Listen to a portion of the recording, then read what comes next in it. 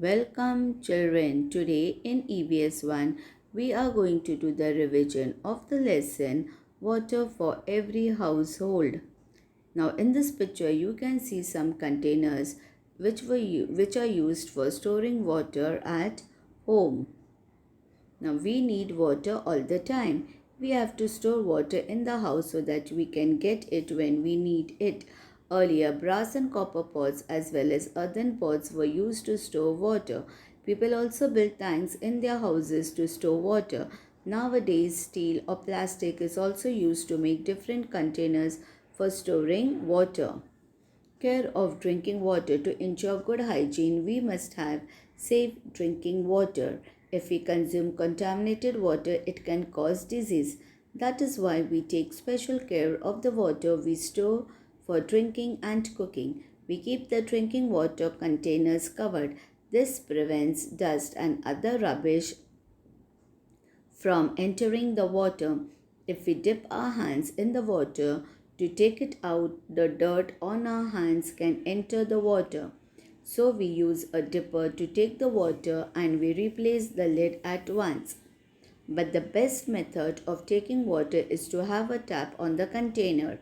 This way it becomes easier to take the water and it also prevents contamination. When the water in a container is finished, we wash the container well before refilling it.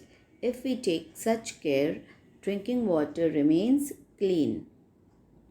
Water does not become stale. Some people believe that the previous day's drinking water must be thrown away and fresh water stored every day, because the previous day's water becomes stale. But this is a misconception. Throwing away that water amounts to wasting good water. We should use drinking water for other purposes only if it gets dirtier due to some reason. Large cement or plastic tanks are installed on the roofs of big buildings. Water from these tanks can be piped to the kitchens, bathrooms, toilets. In these buildings, when taps are fitted on the pipes, water can be taken or shut off according to the need. This is how water from just one tank can be obtained at several places in a building at the same time.